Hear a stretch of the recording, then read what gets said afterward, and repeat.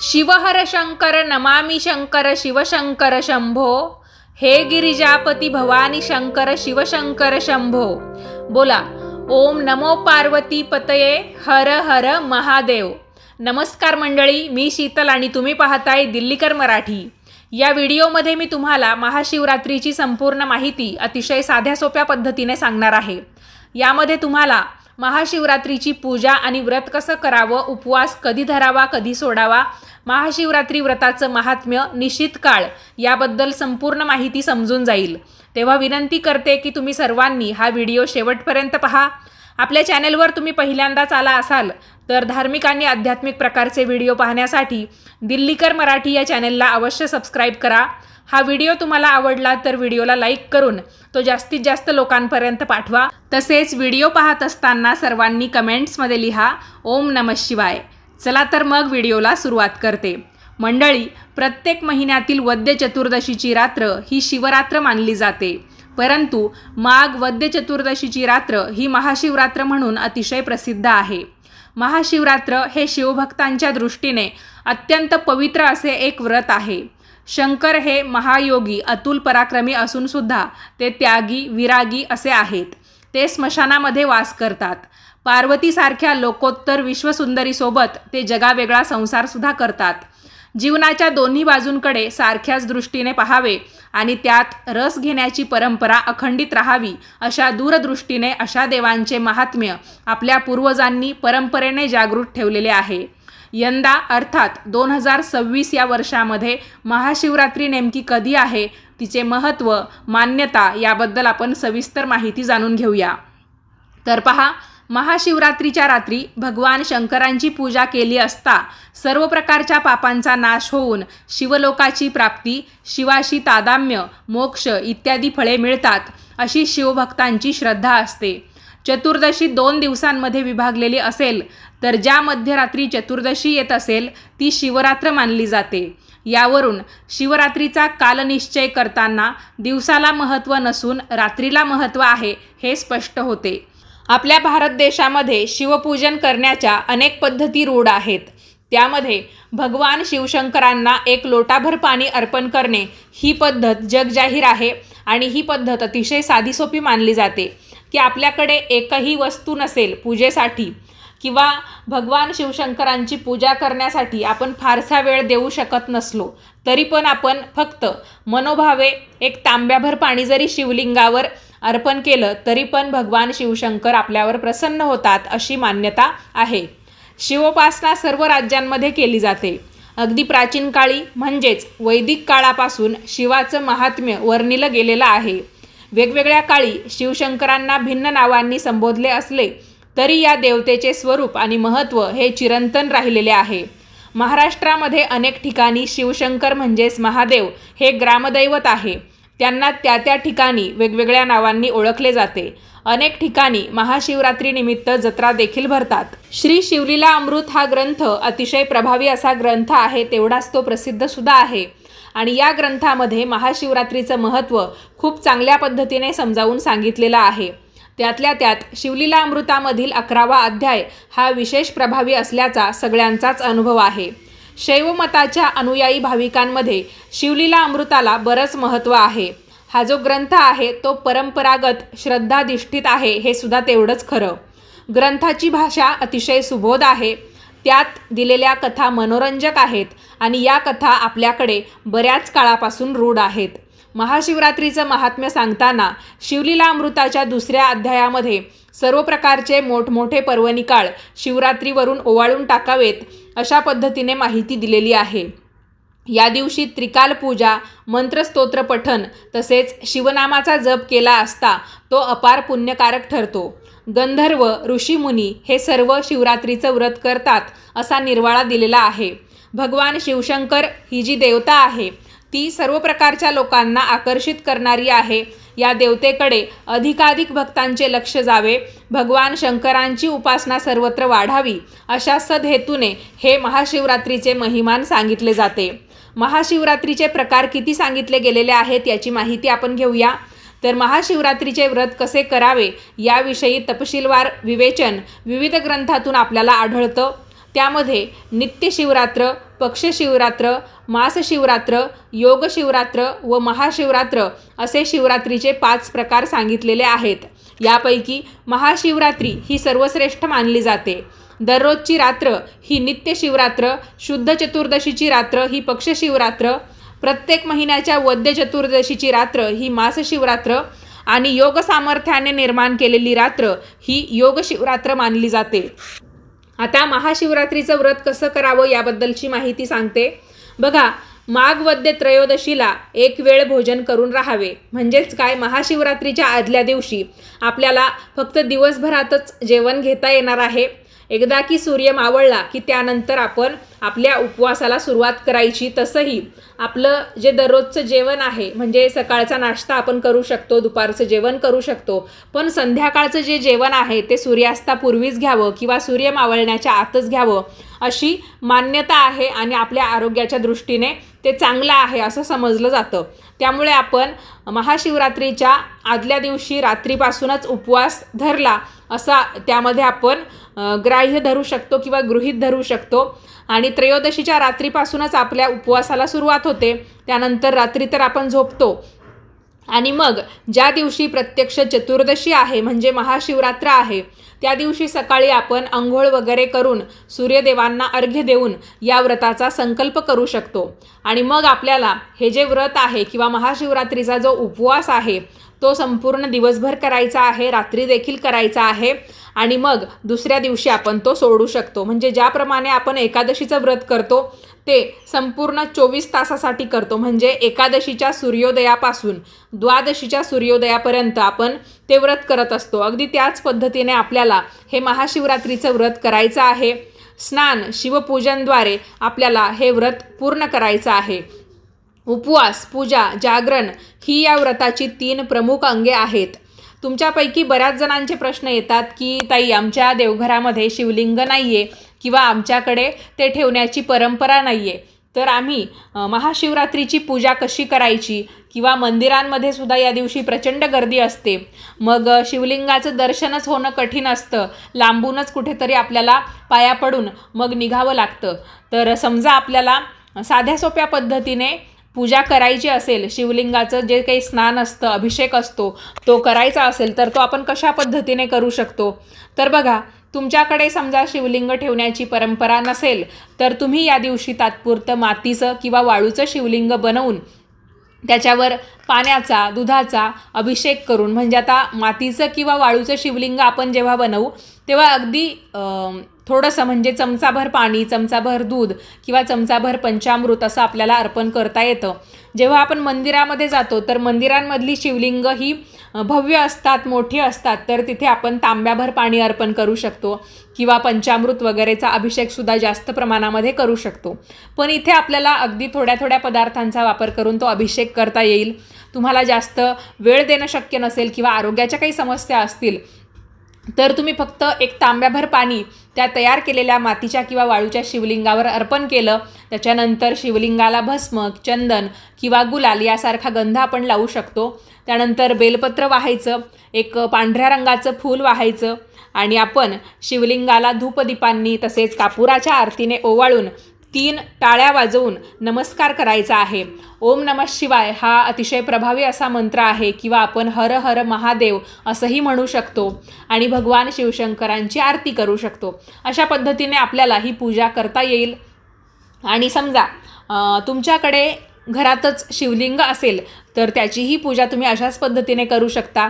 ज्यांच्याकडे शिवलिंग नाही आहे पण घेण्याची इच्छा आहे, बऱ्याच दिवसाचा विचार चालू आहे की शिवलिंग घ्यायचं आहे पण आज घेऊ, नंतर घेऊ असं काहीतरी तुमचं होतं आहे, तर महाशिवरात्री ही अतिशय प्रभावी अशी तिथी आहे. तिचं महात्म्यसुद्धा जेवढं वर्णावं किंवा सांगावं तेवढं कमीच आहे. आणि तिच्या नावातच काय आहे, महाशिवरात्री म्हणजे मोठी शिवरात्री. तर या दिवशी तुम्ही शिवलिंग घेतलं तरीही चालेल. तुम्ही दगडी शिवलिंग घेऊ शकता, पितळेचं घेऊ शकता किंवा आपलं जे काचेचं राहतं स्फटिकाचं शिवलिंग ते घेतलं तरीही चालेल. जे शिवलिंग तुम्हाला घ्यायचं असेल ते तुम्ही घेऊ शकता. सगळ्यांचं जे महत्त्व आहे ते त्यांच्या त्यांच्या परीने चांगलंच आहे. आणि जेव्हा आपण शिवलिंग घेतो त्याच्यानंतर म्हणजे ते घरी आणल्यानंतर आपल्याला सर्वात पहिल्यांदा ते पाण्याने स्वच्छ धुवून घ्यायचं असतं. आता समजा तुम्ही महाशिवरात्रीच्या आधीच शिवलिंग घेतलं तर जोपर्यंत तुम्ही त्याची स्थापना करत नाही आहे तोपर्यंत ते उघड्यावरच ठेवून देऊ नका. तुम्ही काय करायचं, एक डबा घ्यायचा, त्याच्यामध्ये धान्य भरायचं, तांदूळ भरले तरीही चालेल आणि त्या तांदळाच्या डब्यामध्ये तुम्हाला ते शिवलिंग ठेवून द्यायचं आहे. आणि महाशिवरात्रीच्या दिवशी तुम्ही ते शिवलिंग तांदळातून काढून घ्या. सर्वात पहिल्यांदा पाण्याने ते स्वच्छ धुवून घ्या. नंतर पुन्हा एकदा पाण्याचा अभिषेक त्याच्यावर करा. पाण्याचा अभिषेक झाला की पंचामृताचा किंवा दुधाचा अथवा दह्याचा अभिषेक तुम्ही त्याच्यावर करू शकता. आणि अभिषेक करताना शांत राहायचं नाही किंवा मुकं राहायचं नाही. त्यावेळेस आपण सतत आपल्या मनामध्ये भगवान शिवशंकरांचं नामस्मरण जे आहे ते करत राहायचं आहे. आणि त्याच्यानंतर पुन्हा एकदा पाण्याने स्वच्छ असं शिवलिंग धुवून घ्यायचं आहे. म्हणजे सगळ्यात शेवटी पुन्हा आपल्याला पाण्याने शिवलिंगाला स्नान घालायचं आहे आणि नंतर ते आपण कापडाने पुसून एका ताटामध्ये स्थापन करून घेऊ शकतो. त्याच्यानंतर शिवलिंगाला आपण बेलपत्र, पांढऱ्या रंगाचं फूल, भस्म, चंदन हे सगळं अर्पण करून एखादं फळ देखील वाहू शकतो. आणि लक्षात घ्या, आपल्याला उपवास असतो देवाच्या नावाने, देवाला उपवास नसतो. त्याच्यामुळे तुम्ही उपवासाच्या व्यतिरिक्त दुसरे जरी अन्नपदार्थ नैवेद्य म्हणून ठेवले तरीही चालेल. दही भाताचा नैवेद्य तुम्ही ठेवू शकता, फळं ठेवू शकता किंवा एखादा गोड पदार्थ तयार करून तो शिवलिंगाच्या समोर नैवेद्य म्हणून ठेवला तरीही चालेल. लक्षात घ्या, शिवलिंगाला आपण या दिवशी जो नैवेद्य अर्पण करतो तर तो आपल्याला नंतर प्रसाद म्हणून खाता येत नाही. जर आपल्याला तो प्रसाद म्हणून खायचा असेलच तर आपण काय करायचं, नैवेद्य थोडा वेळ शिवलिंगाच्या तिथे उघडा ठेवायचा, नंतर आपण तो झाकून ठेवायचा आहे. आणि दुसऱ्या दिवशी जेव्हा आपण उपवास सोडतो तेव्हा तो नैवेद्य आपल्याला आपल्या तुळशीतल्या शालिग्रामांपाशी न्यायचा आहे. जर शालिग्राम असतील तरच तुम्ही हा पर्याय करू शकता किंवा ही कृती करू शकता. ज्यांच्याकडे शालिग्राम नसतील त्यांनी मग तो नैवेद्य गाईला खाऊ घातला किंवा पशुपक्ष्यांना खाऊ घातला तरीही चालेल. स्वतः मात्र तो प्रसाद म्हणून ग्रहण करू नका. मात्र ज्यांच्याकडे शालिग्राम आहे मग त्यांनी काय करायचं, तो झाकून ठेवलेला नैवेद्य दुसऱ्या दिवशी म्हणजे महाशिवरात्रीच्या दुसऱ्या दिवशी तुळशीतल्या शालिग्रामांना दाखवायचा आणि मग शालिग्रामांना दाखवल्यानंतर आपण तो नैवेद्य जो आहे तो प्रसाद म्हणून खाऊ शकतो, अन्यथा नाही. तर घरी जेव्हा आपण पूजा करतो तेव्हा आपल्याला या गोष्टी करता येणार आहे. शिवलिंगावर आपण उसाच्या रसाचा तसेच नारळ पाण्याचा देखील अभिषेक करू शकतो. पण लक्षात घ्या, कोणतं नारळ पाणी आपल्याला वापरायचं असतं तर शहाळं म्हणून आपण जे नारळ पाणी पितो तर त्या नारळाचं पाणी तुम्हाला घेऊन यावं लागेल आणि मग तुम्ही ते शिवलिंगावर वाहू शकता किंवा त्याचा अभिषेक करू शकता. मात्र आपलं जे पक्कं नारळ असतं ज्याच्यामध्ये खोबरंही असतं, मग आपल्या मनात विचार येऊ शकतो की आपण शिवलिंगाच्या समोर तिथे ते नारळ वाढवू म्हणजे फोडू आणि मग ते पाणी शिवलिंगावर सुद्धा वाहू आणि त्याचं जे खोबरं असतं ते शिवलिंगाच्या समोर ठेवून बाकी आपण प्रसाद म्हणून खाऊ. पण शिवलिंगावर आपण अशा नारळ पाण्याचा अभिषेक करत नाही, कारण असं जे नारळ असतं ज्याच्यामध्ये खोबरंही असतं तर ते नारळ मुळात शिवलिंगाच्या समोर वाढवलं जात नाही. आपण अख्खं नारळ त्यांच्या तिथे अर्पण करून देऊ शकतो, मात्र ते फोडायचं नसतं, म्हणजेच काय वाढवायचं नसतं. शिवलिंगावर आपण अजून कोणकोणत्या पदार्थांचा अभिषेक करणं शुभ मानलं जातं तर दूध, दही, तूप, मध, साखर अशा वेगवेगळ्या पदार्थांचा अभिषेक आपल्याला शिवलिंगावर करता येतो. त्यांची फळंसुद्धा वेगवेगळ्या प्रकारात आपल्याला मिळतात किंवा पुण्यफलदायी हे पदार्थ मानले जातात. तसेच धान्यांमध्ये आपण अख्खे तांदूळ म्हणजेच अक्षता, तसेच गहू, काळे तीळ, पांढरे तीळ, मूग, जवस अशा देखील पदार्थांचा अभिषेक करू शकतो. अभिषेक करणं म्हणजे काय तर ती जी गोष्ट असते किंवा तो जो पदार्थ असतो तो शिवलिंगावर वाहणे. तर अशा पद्धतीने आपल्याला शिवलिंगावर या पदार्थांचा देखील अभिषेक करता येतो. शिवलिंगाला आपण पांढऱ्या रंगाची फुलं वाहतो. पांढरा रंग त्यांना अतिशय प्रिय आहे. त्याच्यामध्ये सुवासिक फुलं किंवा सुवास नसलेली जरी पांढऱ्या रंगाची फुलं आपण शिवलिंगावर वाहिली तरीही चालतं.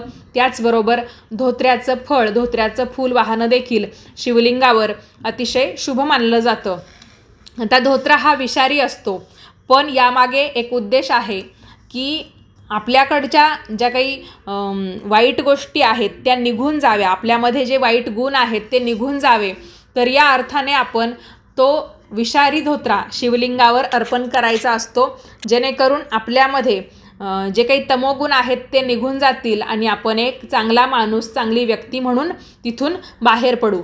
तर ज्यांना कुणाला वाईट व्यसन असेल, त्यांना ते सुटत नसेल किंवा तुमच्यामध्ये फार नकारात्मकता आलेली आहे असं तुम्हाला वाटत असेल किंवा आजारपण आहे, ज्या काही गोष्टी तुम्हाला सतावतात, तर त्या सगळ्या दूर व्हाव्यात आणि चांगला व्यक्ती किंवा चांगला परिणाम आपल्याला या महाशिवरात्रीच्या पूजेचा मिळावा म्हणून तुम्ही धोत्र्याचं फळ आणि फूल हे एकत्रितपणे शिवलिंगावर वाहू शकतात. बघा, भगवान शिवशंकरांची पूजा करताना बेलाचं पान, बेलाचं फळ हे देखील आपण वाहतो. त्याचबरोबर आंब्याची पानं, पेरूची पानं देखील वाहिली जातात. शमीची पानं देखील आपण या दिवशी शिवलिंगावर वाहू शकतो. विशिष्ट वर्ष व्रत केल्यानंतर त्याचे उद्यापन देखील आपल्याला करता येते.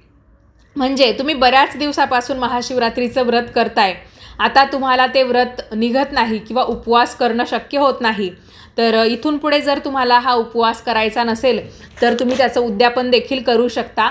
आणि उद्यापनामध्ये काय करायचं असतं आपल्याला, तर अन्नदान करायचं असतं. अन्नदानामध्ये आपण गरजू व्यक्तींना खाण्यापिण्याच्या काही वस्तू जरी दान केल्या तरीही चालतं. तर अशा पद्धतीने भगवान शिवशंकरांची पूजा, व्रत हे अतिशय सोपं आहे. आता दुसरी गोष्ट ही की उपवासामध्ये काय खायचं, काय खायचं नाही. तर उपवासामध्ये आपण फळं खाऊ शकतो, म्हणजे फलाहार करून सुद्धा उपवास करू शकतो. महाशिवरात्रीला आपल्याकडे साबुदाण्याची खिचडी, कवठाची चटणी, त्याचबरोबर खजूर हे खाण्याला फार महत्त्व दिलं जातं. उसाचा रस देखील या दिवशी पिला जातो.